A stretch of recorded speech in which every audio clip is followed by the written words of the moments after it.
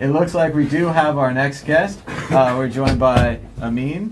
Yeah, I got it. We stole your line again this morning. Yeah, do you need a blockchain or do you need a therapist? Pretty soon I'm going to be claiming it as my own, but right now it's Amin's line from his speech yesterday. He had some great slides, and welcome to the show. Cheers. It's fun to be here. I've been following you since like 2014, 13 or something. I don't know how long you've been around, but for a long time. It's funny actually, like, you know, you see like the nicknames and then you meet people in real life, you're like, oh wow, you're real people, you know? That's right. It's like, I spend most of my time talking to nicknames, so it's quite different. You want me to hold it? You got it? Oh, I got it. And like the thing is, right, on the internet, nobody knows you're a dog. Oh yeah, that's the thing. You know, you actually brought up the laptop thing. I actually wanted to speak about that. I mean, you know, any attack on what they're doing, but you know, it still has Intel chips in there. So even if it's called like this very purified, you know, laptop, it still has Intel processors in there. And until you remove that or have open source hardware, you know, you can't guarantee anything. You know, you can market it as much as you want and say you've done the best at the software level, but if you've got Intel processors in there, like, you're still... That's right, and we've seen with this recent major news story that really I have not talked about as much as I'd like to talk about. I think it's a very important story. Allegedly, and we always say that, the Chinese put some chips inside of motherboards, very small chip, and everyone says, oh, what's the big deal? We've had software hacks before, but this is a hardware hack. And what it means is that they're actually inside the computer, and they can change the code as it's running. So if the code says, check the password file, make sure this password matches, and they edit the code to say, check the password file, make sure the password matches blank, you can just log right in. And you have full access to the system. You can do anything you want. This is a major threat to businesses, to people, to privacy, and even to the government and the military. As I said earlier, Amazon recently got a plum contract with the Department of Defense to build the Pentagon's new cloud. So if Amazon uses the same chips in this big cloud, they just let, presumably, the Chinese government or hackers into their system. It's a major big deal. And well, like they're probably already in the system anyways, you know? So now it's just an easier way in. So you just bump into other hackers there. It's just a bunch of people stealing data, and the normal people don't even have access anymore. It's just all hackers. Yeah, it's all very interesting. You know, yesterday, I guess there was a lot of different discussions going on, but I think overall, I think people need to educate themselves on these topics a lot more. You know, the concept of privacy and the concept of being able to have these rights. I think people have forgotten what rights were and how they were earned, you know? I was writing this to like a friend the other day because in Australia, they're pushing all these ridiculous laws, like a guy, you can get sent to jail for 10 years if you don't unlock your phone. They're pushing all these laws so you can't have encryption, you can't have these systems. A guy in Sydney airport was asked to, you know, his laptop was taken away and like searched without his authority, and when he questioned why this is happening, they simply just didn't give him an answer. So a lot of these things are occurring because I think people are just, it's like, you know, there's spoiled children born to rich parents. They don't know the value of the money, so they just go crazy and do a lot of stupid stuff, you know, also known as Trump, but that's a different, that's a different story. But like, the same thing is happening with freedom. Like, none of us had to go in a battle line or do like a civil movement or anything like that to earn it. It was kind of handed to us. And those like us that have a bit more respect for it, you know, we go around and tell people about it. But unfortunately, I think a lot of the people just don't know, and until it's taken away from them, they may never realize the potential of what was given to them. Like, people lost their lives to get us out of the dark ages. People, you know, were ostracized, people were literally beheaded in the middle of the town to get us some rights. You know, in Switzerland, a lot of people don't realize, like, their freedom comes from many civil movements and a lot of tragedies that gave them those rights. So once you forget those actual elements that provide you with those freedom, with those, you know, liberties that we take for granted, well, a lot of people do anyways, then they can simply come and take them away from you because you don't know how much they're worth, you know? And that's what's going on around the world. It's just like being stripped from us. And then China with its citizen rating, I mean, what do you do there, man? Oh, and it's definitely coming here too. For those of you who haven't heard, China has a version of Facebook that's compulsory, and if you're friends with someone who's a revolutionary, they downrate you. And if you jaywalk, they downrate you. And they can actually limit your travel. You can't go out of your area. You have to stay in your zone if you're friends with too many bad people, or you have too low of a score. We're seeing the Apple Watches. At first they're kind of fun, right? But now that they have EKGs in them, an insurance company has already said, we're no longer offering traditional policies. From now on, if you want insurance from us, you have to wear an Apple Watch all the time. What? And it's only a matter of time before they do that on smoking, on how much activity you get. Right now, my watch tells me to stand up, and it's an option. Soon, you'll be required by your insurance company to stand up and take a walk. Better for your health, but also certainly not in your control. Very 1984 and Orwellian. Did they at least give you the watch for free? I don't think so. I'm sure you have to buy it, but I can see already you're going to sign up. Yeah. You're getting the forms out already, I can see. Well, it's like what Adolfo said yesterday, that his kids don't know the kind of meaning of real privacy, because you're like, people now we're so used to sharing everything we do. We share on Facebook, or if you use it, or WhatsApp, or even Twitter as a pseudonym, and you've kind of got no problem with that. And there's always going to be someone that knows your pseudonym, no matter how much you try and protect it. And so because we're kind of so open to sharing, the lines are being blurred, and it's more difficult to tell when the government are really encroaching on your privacy, because of all the other systems that we have in place where sharing is kind of a good thing, or socially acceptable. I think it's also interesting you brought that up, because there's a massive shift where we go from being a victim to being empowered with these blockchain protocols and tools and that are decentralized, that are coming out, where it's like, on one hand, I always talk about this when I do my presentations. It's like, does it make sense for you to give your money to the bank, who then use it to invest to make more money, in some cases even lose the money? 2008, a lot of people globally lost their money. And on top of that, you pay fees. So it's like me going to you going, hey man, can I have some, well not can I, like give me your money, I'm going to invest it, make some money. By the way, give me like $10 a month for holding your money as well. It's account fees, I've got to look after your stuff.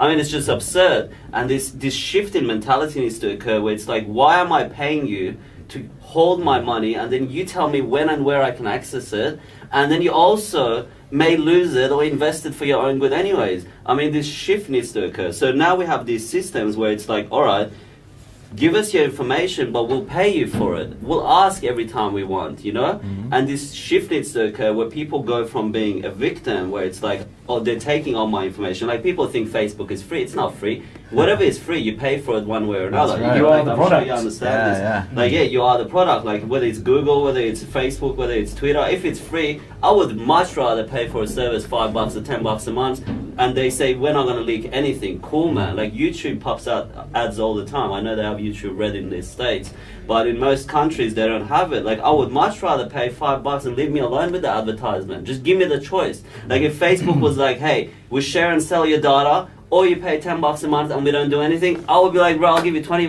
That's right. That's right. Leave my data alone. Like, give me privacy, give me peer-to-peer, encryption, give me these tools. But unfortunately, we don't have these things. So I want to see this shift, and it is occurring, where, I get a pop-up message. Let's say I'm at the doctor. It's like, your doctor is requesting to access your medical record. Do you authorize? I'm like, all right, cool. I can check, like, for example, in the same way Telegram pops up with the icons. Yeah, doctor, can I see your icons? Yep, they match. It is actually you. Authorize the person. But I always carry the data with me, And there's an organization called Sits to Meet in the Netherlands, which I think is quite interesting. It was the first co-working space in the world. In 2007, they established this in Utrecht, in the Netherlands. And it was very, very interesting. And the way they do it is, all the information of you going to these spaces is carried on a passport, and that's yours. And wherever you go to other spaces, they have it on like 28 countries, like 300 different locations. So you can go to those spaces and share your information, and it's your passport, it's yours, And this is the shift that's occurring, where you give out everything and you don't know where it is, and they sell it, they make money, to you are the owner, as it should be, and you determine who you want to give it to. And if you do, you may be rewarded for it. And if you don't want the reward, then don't share it. And we have examples of this, like with Flixo, which is a platform, trying to replace what YouTube and all these other platforms do. Where, all right, you don't have enough credit to watch the video, watch a few advertisement, and then you have credit. Or you can upload the credit yourself and not watch any advertisement. So I think these shifts in mentality are occurring, and the future generation need to be educated on it, on how to do it. I think right now a lot of people have no idea, like a lot of times it's like, why should I care? I'm not doing anything wrong. And this is so toxic. You know. Well, and I've seen an interesting shift just coming here to Europe. Like you said, YouTube Red doesn't work, so I'm still paying for it, and it doesn't work. Also, they have all these cookie warnings on every page I visit, and they take up half the page. Yeah. And what's so sad about this is the government they're trying to do the right thing, right? Cookies are horrible, and they should get rid of them. But the problem is, all I do is click I accept on everywhere because I just want to read the article. Yeah. And it's not that I accept and that I've been warned about cookies. And one time I clicked I don't accept, and they started giving me granular control, which is great. But the people still don't know what's going on. Why not just ban the tracking cookies? Don't put up the message, and don't tell me about it, and actually protect my freedom instead of what it is now, where it's like, we are tracking you, and we're wasting your time. And it's just the worst of both possible worlds. I suppose it's the balance, though, of choice and people that want to choose to have. The button says I accept. Yeah. Like the button should say go to hell. Yeah, like the that's default true. button, go to hell, go to hell, go to hell. But that's Nothing. kind of the cross button in the top, the top left or top It's right. still like you hide it from the interface. It takes up half the screen. Yeah. I visit these pages several times. I seem to get one every web page I go to. Do you accept that we're tracking you everywhere, and that we're being really creepy with Amazon, and that Amazon knows every web page you visit? It doesn't say that. Nah. It says like cookies are interesting things, and I'm like, yeah, they got chocolate chip, caramel and peanut butter, and I love cookies. Like, I don't know anything, right? Average users don't know anything. They're just pushing accept. Yeah. What good have they done? And yet they have, I think, good intentions. They're trying Well, they to bloody protect their even people. banned memes recently in Europe. Oh, I've heard. Yeah, no, that's really going to Oh, work. geez. The I'll make a copyright meme directive. about that. Yeah. Oh, the yeah. UK is losing their mind. I'm sorry, Dan. You have to go back there. EU, but, this is EU. Like, it's EU? It's EU Oh. copyright directive, and Now they're proud of the Brexit. It's funny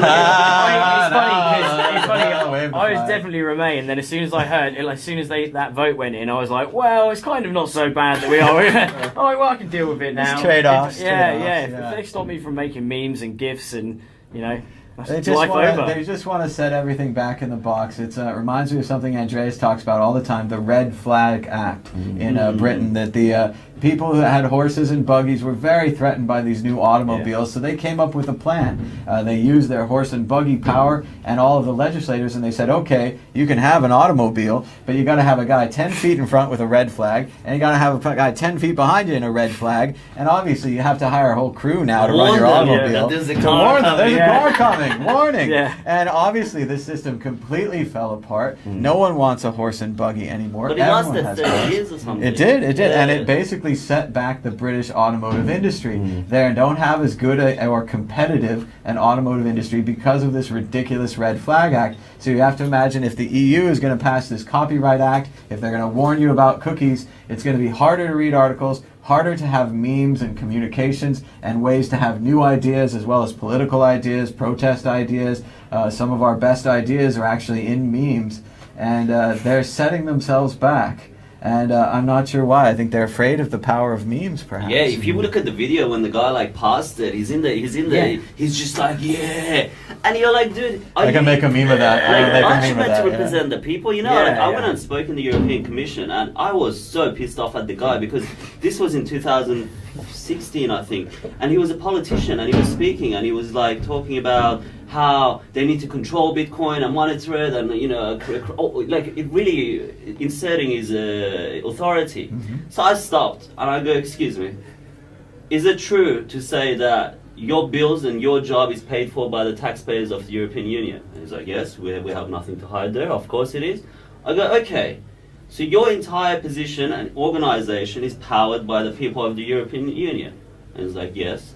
I'm like, okay, so why do you feel like you somehow have an authority to insert what you think is best for them? If they want Bitcoin, if they want privacy, if they want these tools, who are you to deny it to them? It's like if I hire some guy and he's like, hey man, I'm going to do this for you, and I don't like it, like, I'll fire him. Do you get what I mean? Like, why is it that we pay banks, we pay these politicians, and they tell us what to do? I mean, would anyone even hire someone to, like, would you pay for someone to tell you what to do? Do you get what I mean? It's like, hey man, can you do this for me? Nah, what I can do for you. It's like, no man, I hired you for this role. That's you know what I right. mean? Help a brother out. Yeah. Speak to the people. Why do they want these tools? And he hated it, man. He hated it. Like, the way he looked at me was like a bit scary, but...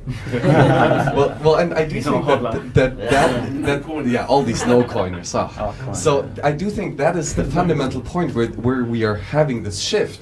It is from a citizen who is being governed, who is being represented by a authority, to a self-sovereign individual, a undivided human being, who is not being represented, but who presents himself. And that is what Bitcoin and cryptography is about.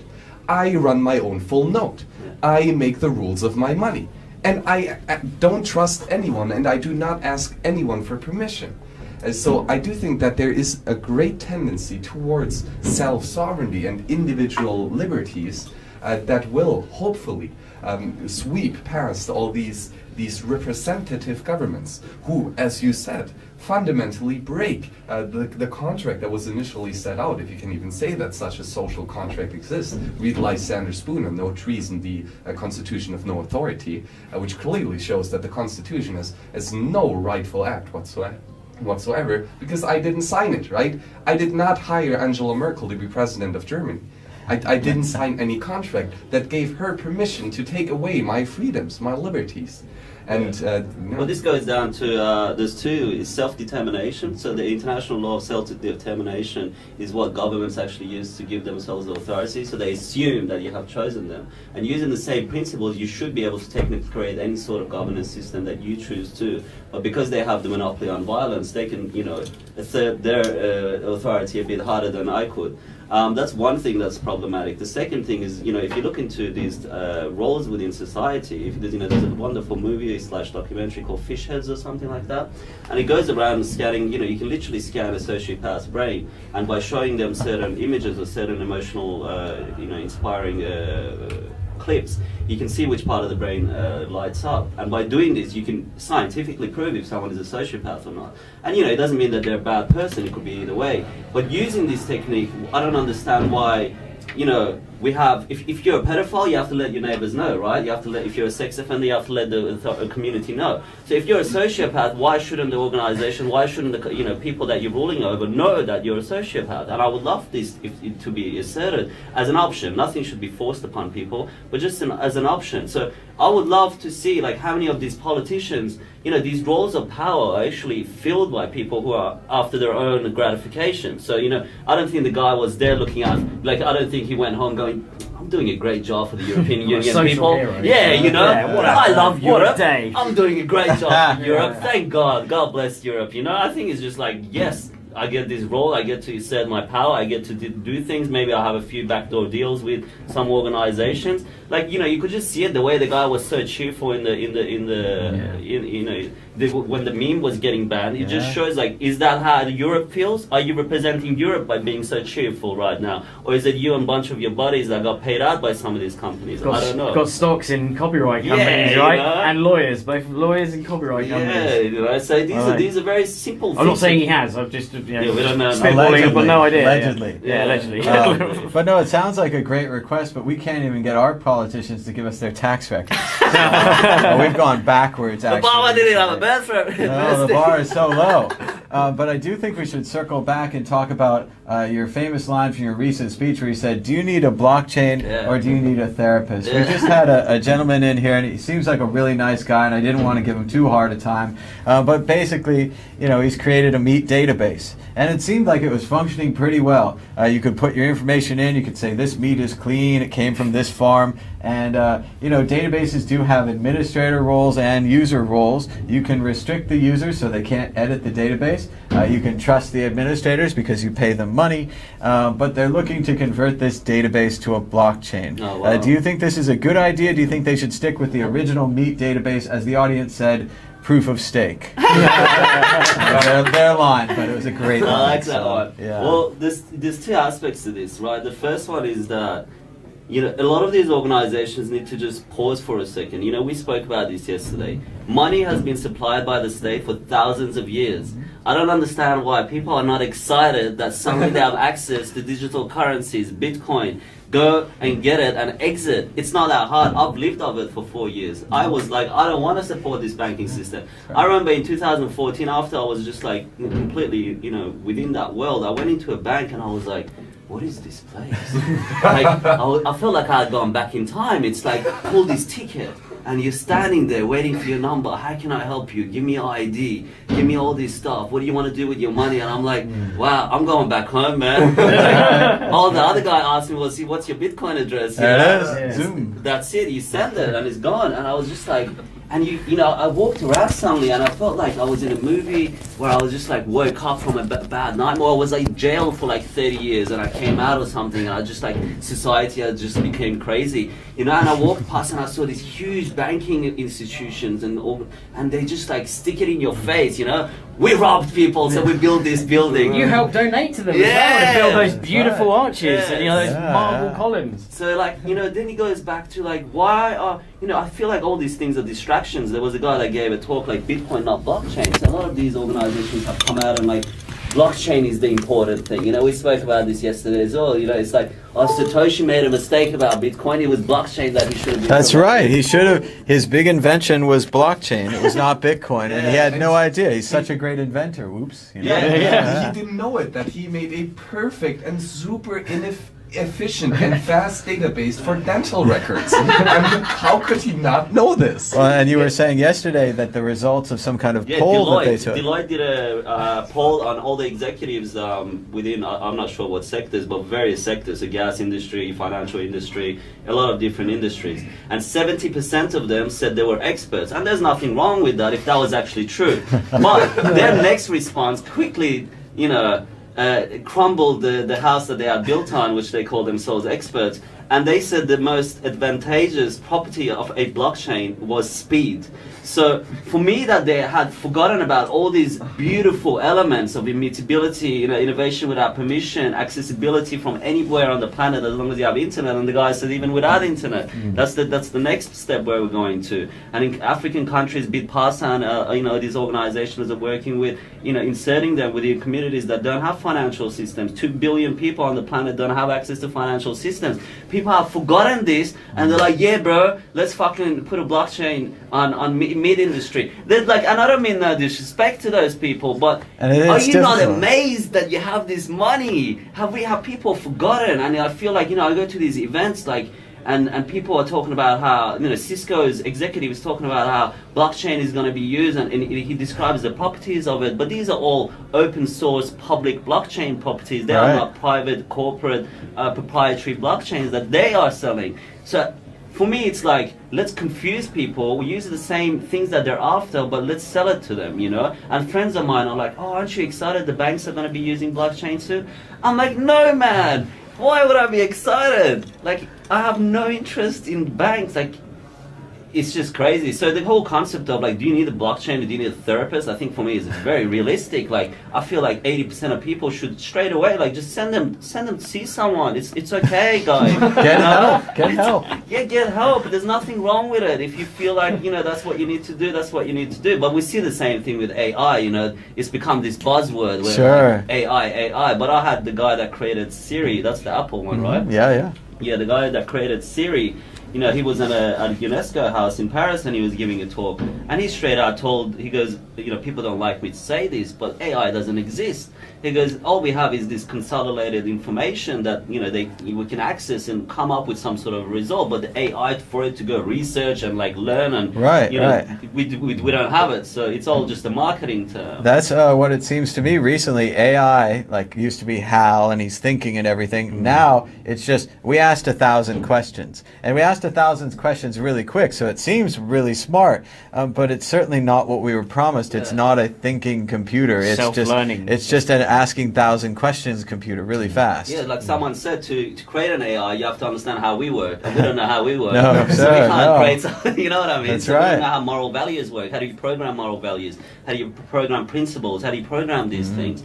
And it's just not going to happen. So you see so many applications. That's why I lose it at these ICOs, and it's like, oh, I'm gonna create a token that when you take 3 steps you get paid, and then it makes you it's like, dude, why don't you use that same energy and just go convert 6 people to use Bitcoin? That would be your energy used in a very, very good way. For thousands of years people have been waiting for this. Why not? I mean, that's why I really want to create this documentary that I'm working on at the moment, because I feel I go to all these events and these so-called executives and blockchain experts, bloody experts, mate. They're everywhere, and I need people to know the information. I had a friend come up to me and she's like, oh, Bitcoin, yeah, but its only good application is money laundering. And my jaw just dropped to the floor. I'm like, okay, so the internet's only application must be child pornography. What are you saying to me right now?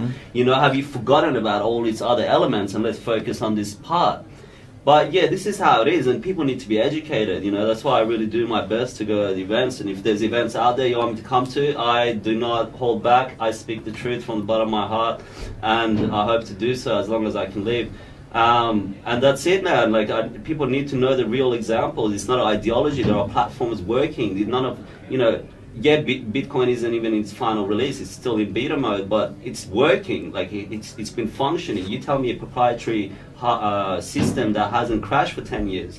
You just tell me that. Well, nearly 10 years it's been. And with an uptime of 99.9992%, it's not perfect, okay? We take that. But try coming close to that. Yeah. And it's not just the uptime, right? It's the immutability, and it's the censorship resistant. If you pay sufficient fees, you can send any amount of satoshis that you want from wherever you are, whoever you are. It doesn't matter, because Bitcoin is mathematics, and Bitcoin doesn't care if you are the president or if you are a homeless person. It is really completely just utterly indistinguishable. If you play by the rules, if you play by Nakamoto consensus rules, you are being treated as a peer on the network, and you have no privilege right whatsoever. Can I mention my site so people can check it out? Yeah, please chill as hard as you can. I don't know, man. I don't want to be marketing myself. See, I ask, man. I don't just put it in their people's face. So my name is Amin Rafiee. You can find me at arafie.com. And if you look up my name, Amin, A-M-I-N, Rafiee, R-A-F-I-E-E, you can find me on Twitter. You can find me on Twitter. I'm on Evoked, EV0K3D. And yeah, just hit me up. I'm always interested to chat. I feel like I'm a humble guy. I like to speak to anyone, man. I don't have any of these prejudices. One thing I do want to mention is the biometrics that people are pushing out. So there's a lot of platforms that are coming out saying, hey, the unbanked people, refugees, people of human trafficking, they deserve IDs. So let's grab the biometrics. And I think this is a very dangerous tool. There are blockchain solutions that offer the same kind of level of security and service without taking someone's biometric. And after World War II, we saw that if you take someone's identity in terms of what the religious status was, which is what the French had a database of, which is what the Germans used to quickly round up the targeted population.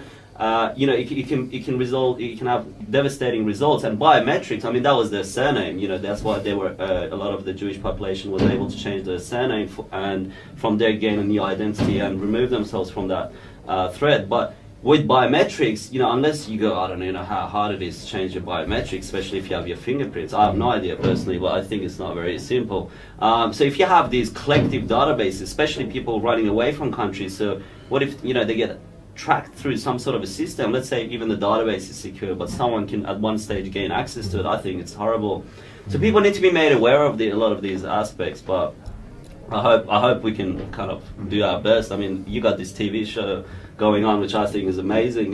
People need to hear about it, and you interview some really intelligent people. So I think you've done a great job. This is what it's about. You could be just chilling out somewhere, not caring, but you're doing this. You're interviewing people, and people get to learn. The participants of this event and every event you go to. And I think you deserve a lot of credit for that. I know so many people that just bought Bitcoin and they're just huddlers, so to say. They don't even know where that term comes from. And I hear he's holding on for dear life. That's what I've heard. Yeah. Legit source. Yeah. It's just a bloody spelling mistake on Bitcoin talk. That's right.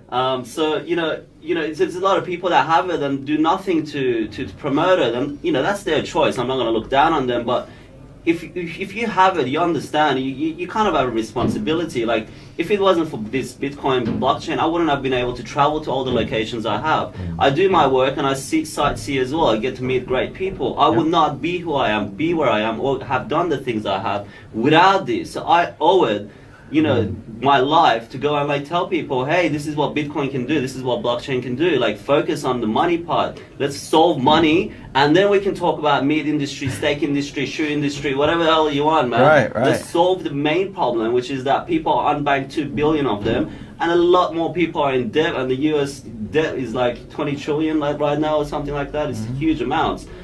And let's not focus on the stakes, man, but that's how it is. Well, and it's allegedly it's a new industry, and everyone's going in every direction trying to help out. And I think they mean well, and they want to have businesses. They want to make money in the steak market, and they're selling a lot of steak, and it's good and it's bad. But you just have to look at the bigger picture. And for me, when I tried to analyze it a few months ago, I said to myself, why am I such a Bitcoin maximalist? Why didn't I buy these stupid altcoins and make lots of money and retire? And it turns out that I care a lot more about the idea of sound money. And I think the idea of sound money can change the world. Right now we have governments that just, whenever they need anything, they print money, they've turned that crank. And sometimes it's good, disaster relief is good. Sometimes it's bad, they buy bombers, they start wars. This money printing, though, is at the core of all of these problems. And for me, Bitcoin really solves that. I thought we printed our last bit of money when Satoshi launched the zero block, or the initiation, the Genesis block. At the beginning there, that seemed like that was the end of money printing to me. And then everyone else came along and they said, hey, we can make a copy of that. We can print our money too. And we need to print money for this and that. And you need a token for this and a token for that. And Tone used to joke that, when eBay started and Amazon started, they didn't just start Amazon coin. They didn't just start eBay coin. But now people are like, they should. And then we should trade eBay coin for Amazon coin in 12 hops with no money loss all the time in this imaginary perfect market that does not exist. Wow. And if one of your hops went through Toys R Us coin, you could have lost it all because they went bankrupt. And people that were holding gift cards for Toys R Us, and they're like, I've got $100, I'm going to wait for the new Red Dead Redemption 2 or something to come out. They lost all their Toys R Us money. All of those gift card people lost it all. So if you're doing this perfect market trading token for token and you hit one of these bad companies on the wrong day at the wrong time, you could lose it all. It doesn't make any sense. Why not just use Bitcoin? It's because they can't just print their own Bitcoin. And they're all freaked out by this, and they all think, oh, it would be better if you'd let us print a bunch and have a pre-mine, and then we'll exit, and then we'll be on a beach in Uruguay, which sounds really nice. But it's not going to work because Bitcoin is real money and your fake money is fake money, and people are eventually going to figure it out. And even if you didn't have to fill out the forms to make your IPO because it's an ICO and it's totally different, they're going to find you. The Paycoin guys are in jail. The OneCoin people are on the run. We're going to find them. She said she'd double your coins by November. We're going to find you. And you're going to go to jail. So just don't do it. Don't print your own money. We did it one more time. Bitcoin, that's the end. If you want to print your own money, get a miner. You can get a little bit of Bitcoin with a miner, but that's it. No, for sure, I agree. Like there's some applications of it that I understand, but a lot of it is, as you said, like you couldn't print more Bitcoin, so you're just gone out of your way to create these. I get angry, man. That's what it's about. That's what it's about. And we me, still have to be polite. These are nice people. Yeah, I don't want to drag down their business model. I just believe differently. We disagree, and we'll let the future find out who's right. So. And that's the beautiful thing of the free market, right? All the ideas in this permissionless innovation ecosystem will be tried and tested. And there will be a bunch of nonsense out there. Like 99.9% of it will all be nonsense. But this one little tiny thing, that'll change the world. We believe it's Bitcoin. We don't know. We have no clue whatsoever. There are no Bitcoin experts. You realize that when you come to these conferences, you talk to these amazing people, right, that you don't know jack shit, pretty much, right? So this is going to be a wild ride, and we will sooner or later discover what the true sound money is in this economy. Oh, I got my bet on Bitcoin. All right, and we're getting a message from the booth. It looks like it's time to take a break.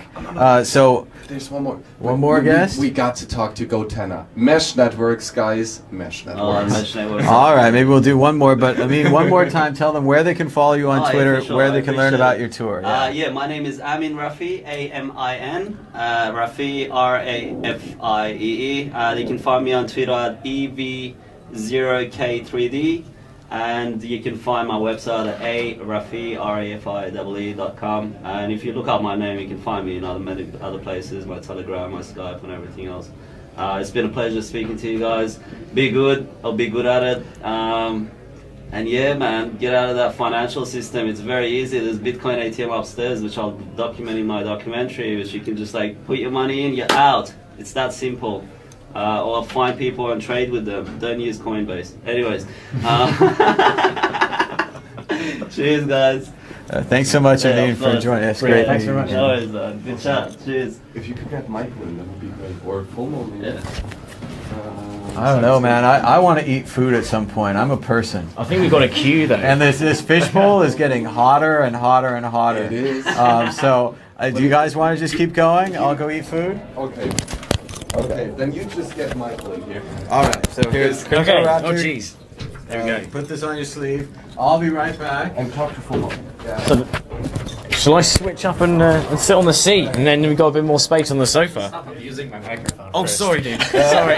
Don't I've got slippery hands. I've got slippery hands. Let's do this. Oh, there we go. Well, Yeah, it's sweaty in here, huh? Yeah. Yeah, that's the fishbowl. We are here in the fishbowl, in the fish tank, in the aquarium. There we go. And talking to a bunch of sweaty people for a long time. And we have heated discussions here. So this is truly going to be hot. So how are you holding up? Do you need some water for hydration? I'm kind of holding out because I don't want to have to rush out on a toilet break because it's kind of awkward. You got to announce it, don't you? Well, yeah. I'll just pretend that there's someone outside who wants to see me if I need to go. Exactly.